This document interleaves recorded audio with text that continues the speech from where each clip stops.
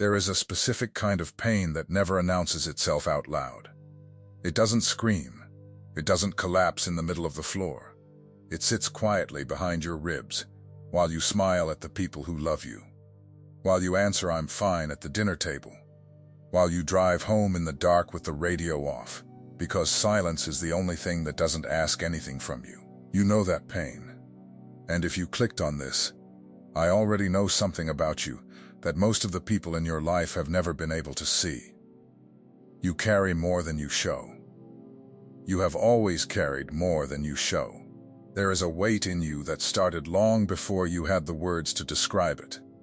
And for years you assumed everyone felt it, until you got old enough to realize that most people don't. Most people can let things go. You can't. Most people forget. You remember every face, every closed door, every moment someone looked right through you like you weren't standing there at all. I want to talk to you today about that pain. Not to poke it, not to make it worse, but because I believe, and I've believed this for a long time, that the deepest wounds you carry are not random. They are not accidents. They are not proof that God forgot you. They are the exact places where He was preparing to build something the world has never seen. So stay with me, because the truth about your pain is going to shock you. And by the end of this, you are going to look at everything you've survived through completely different eyes. Let me start where it hurts. There is a moment in almost every chosen life, and I mean this, where you felt profoundly, cripplingly alone. Not lonely in the way people talk about at parties. Alone in your spirit, alone in a room full of family, alone in a marriage, alone in a church pew with 100 voices singing around you, and something inside you whispering, "None of them know what's really happening in me." Think about that for a second. That aching separateness you felt your whole life, the sense that you were always slightly outside the circle, always observing, always the one who felt things too deeply and cared too much and got hurt in places other people didn't even know they had. You spent years thinking that was your flaw, your defect, the broken thing about you. And here's what most people miss. Think about how many nights you lay awake, replaying a conversation nobody else even remembered. Think about how often you walked away from a gathering feeling emptier than when you came, surrounded by people the whole time. Think about the number of times you wanted, more than anything, for just one person to look at you and truly see what was going on underneath, and how you learned, slowly, painfully, to stop expecting it. That's not a small thing. That's a lifetime of carrying a fullness in your spirit that had nowhere to be poured out. It was never a defect. It was a mark. The very thing that made you feel like you didn't belong was the fingerprint of a calling you hadn't learned to read yet. Chosen people are lonely for a reason. You cannot prepare someone to carry a different assignment by keeping them comfortable inside the crowd. You have to separate them first. And separation, before you understand it, feels exactly like rejection. Let me tell you about a man who understood this pain better than almost anyone in the scriptures. His name was Joseph, and I don't want to give you the Sunday school cartoon version, the colorful coat, the happy ending, the little song. I want you to sit in what actually happened to that boy, because I think you'll recognize your own story hiding inside his. Joseph was 17, barely more than a child, and he had a dream, a real one, a God-given one, a picture of a future so large he could barely hold it in his hands. So he did what a 17-year-old does. He told the people closest to him. He told his brothers. He assumed they'd be glad. He assumed the people who shared his blood would share his joy. They threw him in a pit. Picture that. Picture the boy at the bottom of a dry well, dirt walls too high to climb, looking up at the faces of his own brothers, the people who were supposed to protect him, and watching them turn away. Not strangers, not enemies, family, the ones who knew his name, and they sat down to eat their lunch while he begged from the bottom of a hole. Have you ever been in that pit? Not a literal one, but the pit where the wound came from the people who were supposed to love you the most. The parent who couldn't see you. The friend who chose someone else. The family that made you feel like the strange one, the difficult one, the too much one. That's a specific kind of pain, and it cuts deeper than any wound a stranger could ever leave. Because a stranger owes you nothing but the people who share your table are supposed to see you. And they didn't. So they sold him. His own brothers sold him for a handful of silver, like he was livestock. And Joseph was dragged off to a foreign country where nobody spoke his language. Nobody knew his God, and nobody had any reason to care whether he lived or died. 17 years old. Everything he trusted, gone in an afternoon. Now here's where it gets real. If you had found Joseph on that road to Egypt, chains on his wrists, dust in his throat, watching the only home he'd ever known disappear behind him, and you had told him, this is the beginning of your promotion, he would have looked at you like you were insane. Because from inside the pain, it never looks like preparation. From inside the pain, it just looks like the end. And that's what I need you to hear today, right now, wherever you're sitting. The pain you're inside of does not have the final word on what it means. You are reading your own story with the wrong ending. Because you're standing in the middle of chapter 3 and calling it the last page. Joseph in the pit didn't know about the palace. Joseph in the prison, and yes, it got worse before it got better. He was lied about, accused of something he never did. Thrown in a dungeon, and forgotten there for years. Joseph in the prison had no idea that the very gift that got him thrown in the pit, the dreams, the interpreting, the seeing what others couldn't see, was the exact thing God would use to lift him to the second highest seat in all of Egypt. The wound and the calling were the same thing. Read that again in your spirit. The wound and the calling were the same thing. The dreams that made his brothers hate him were the dreams that would one day save their lives.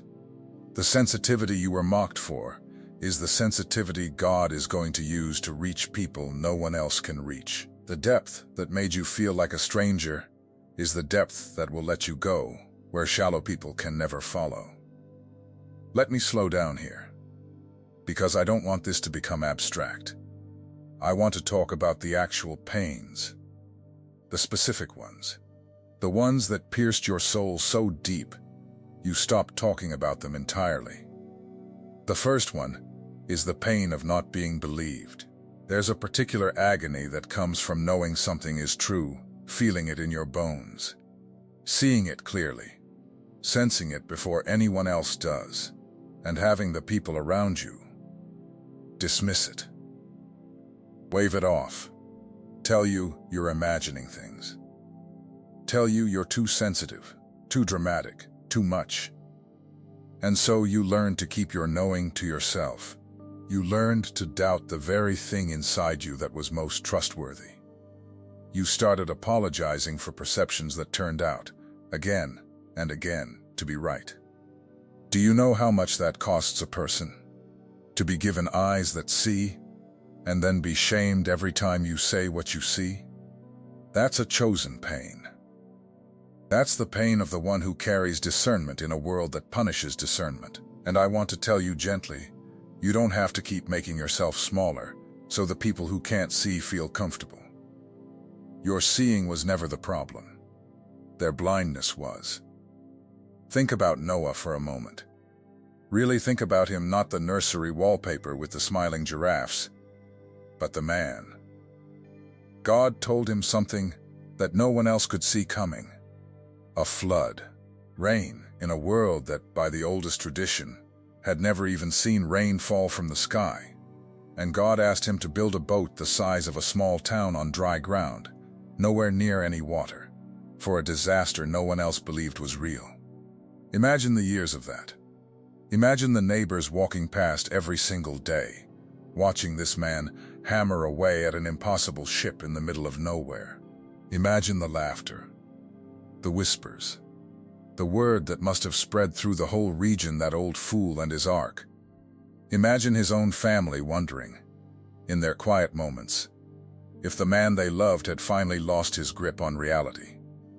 For decades, not days, decades, he carried a knowing that every voice around him mocked, and he kept hammering anyway, because the voice inside him was louder than the voices outside him.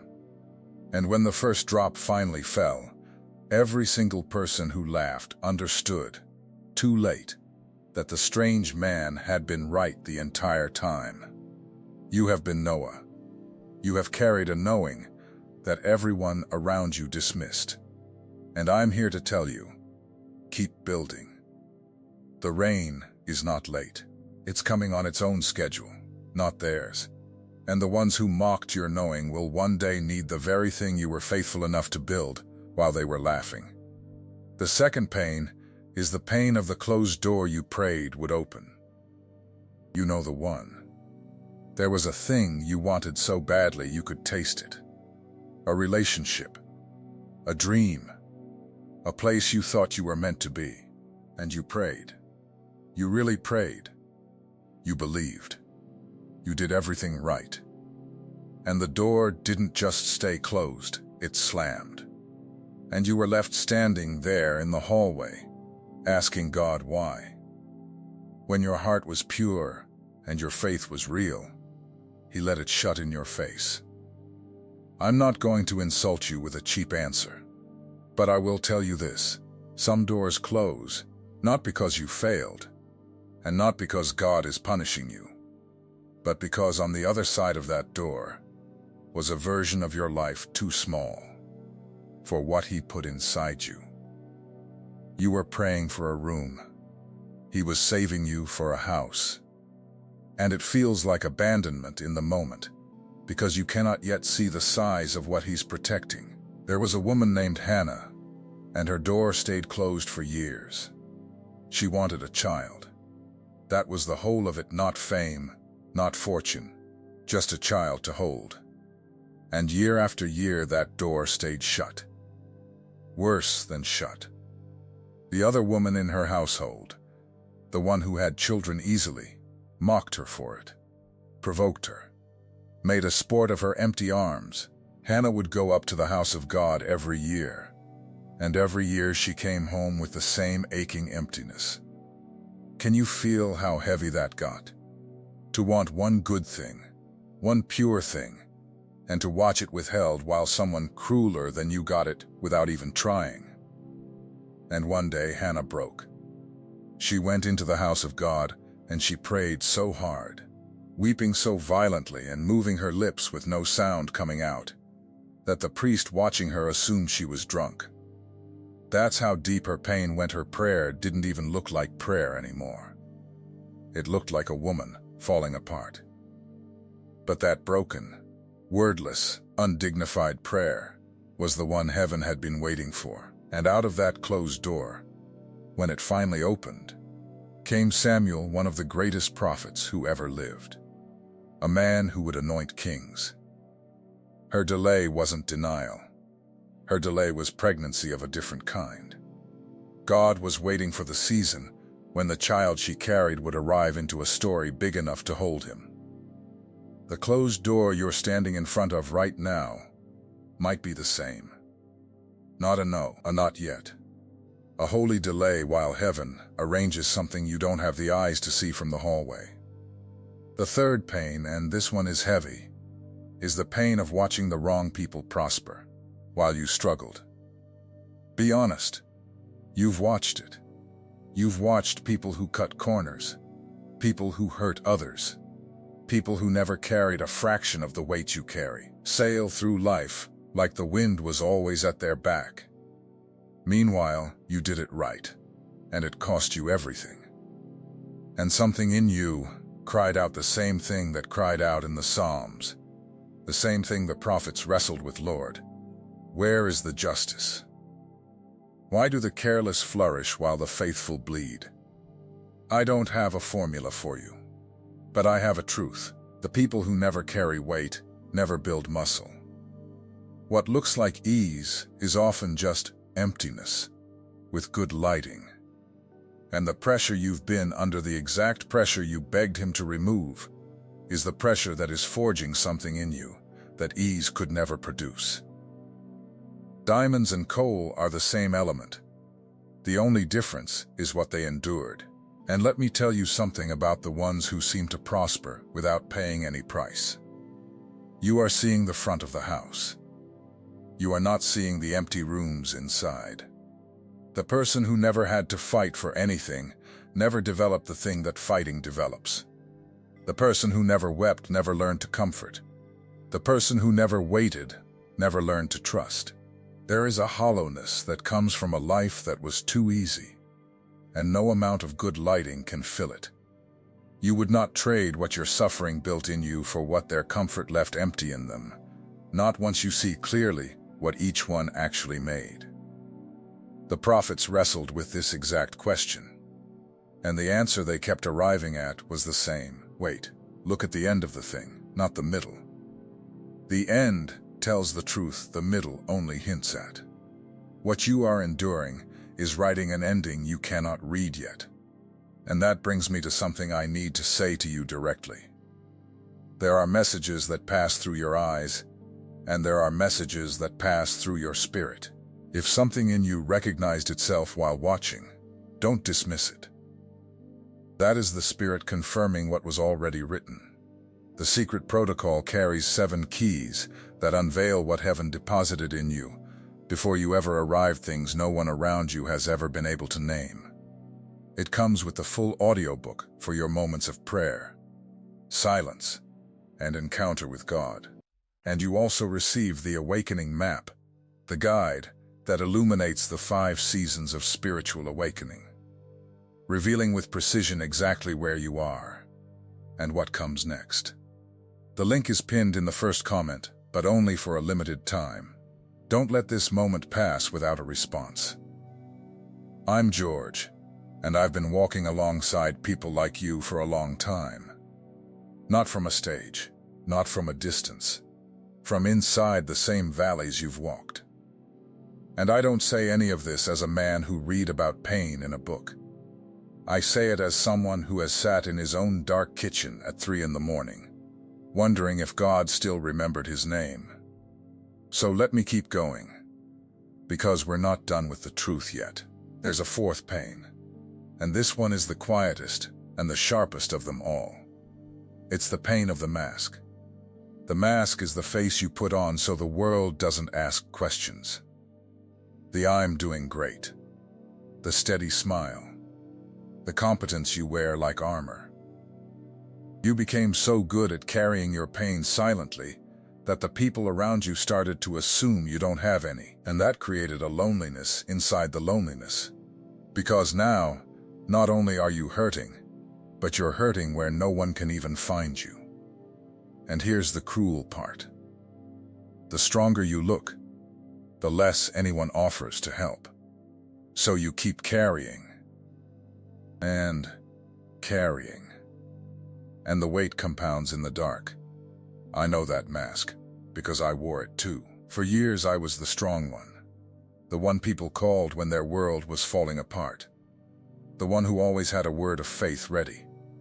And nobody, not one person, thought to ask who I called at 3 in the morning when my own world was coming undone. That's the trap of being strong for everyone. You become invisible in your own pain. You become so reliable that people stop imagining you could ever need anything back. And the mask gets heavier the longer you wear it. Because now there's a gap between the you everyone sees and the you that's actually in there. And that gap fills up with a loneliness that has no name. You start to feel like a fraud even when you're doing genuine good. You start to wonder if anyone would still love the version of you that isn't holding it all together. I want to say something to the person who has been wearing that mask so long, they've almost forgotten what their real face looks like. God is not fooled by the mask. He never was.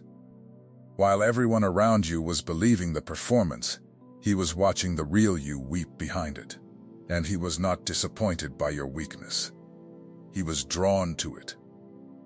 That's the whole scandal of the gospel, that he runs toward the broken places, not away from them. The very wound you've been hiding is the doorway he's been waiting to walk through. And there's one more pain I have to name before I let you go, because it's the one almost nobody says out loud. It's the pain of the delay itself, the long middle, the years where nothing seems to move. Because it's one thing to endure a wound. A wound, at least, is an event. It happens, and then it's behind you. But the delay is not an event. The delay is a season that refuses to end. It's waking up on the same shore, month after month, year after year, still waiting on the promise you were sure would have come by now. And that particular pain doesn't cut like a knife. It erodes like water. Slow, patient, wearing down your hope, one ordinary disappointing day at a time. Do you know that David was anointed as king when he was just a boy, and then spent years running for his life through the wilderness before he ever sat on a throne? The oil was already on his head. The word was already spoken over him, and still he slept in caves, hunted like an animal, betrayed by the very king he had served faithfully. Anointed and hunted at the same time, chosen and in exile at the same time. That's the part they don't tell you. The anointing and the wilderness are not opposites. They often come together. The delay between the promise and the palace is not proof the promise died. It's the training ground, where you become the kind of person who can carry the promise without being destroyed by it. David needed the caves. The caves made him a shepherd of people, not just of sheep. And whatever cave you are sitting in right now, whatever long, quiet, exhausting delay you're enduring, is doing the same invisible work in you. Let me go back to Joseph one more time, because I don't want to leave you in the pit, and I don't want to leave you in the prison either. Years pass. Joseph is standing in front of the brothers who sold him. He's no longer the boy at the bottom of the well.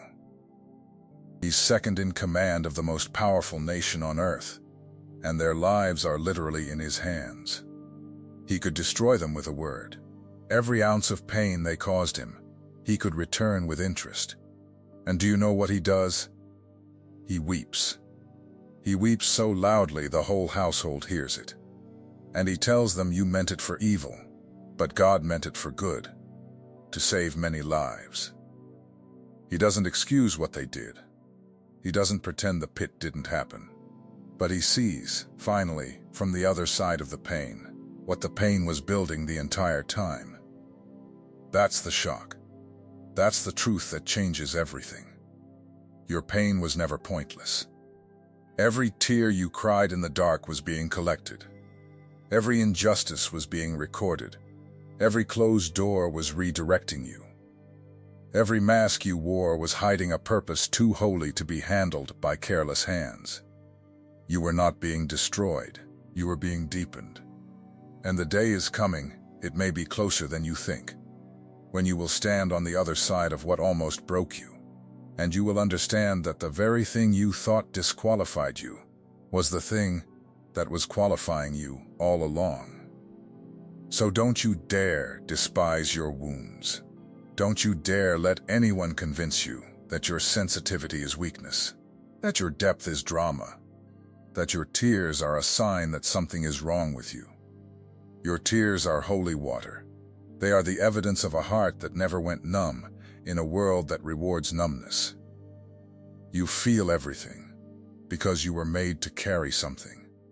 And you cannot carry others toward healing through a wound you never let God touch. I want you to know that the ache you've been carrying is not your ending. It's the soil. And the deepest, darkest, most buried places in you are exactly where the roots of something enormous are already growing, whether you can see them yet or not. Now I want to hear from you. And I mean really from you, not a generic word. Not an emoji dropped and gone. I want you to tell me which of these pains pierced you the deepest. Was it the pain of not being believed? The closed door you prayed over? Watching the wrong people prosper? Or the mask you've worn so long it feels like your own face? Pick the one that made your chest tighten while I was talking.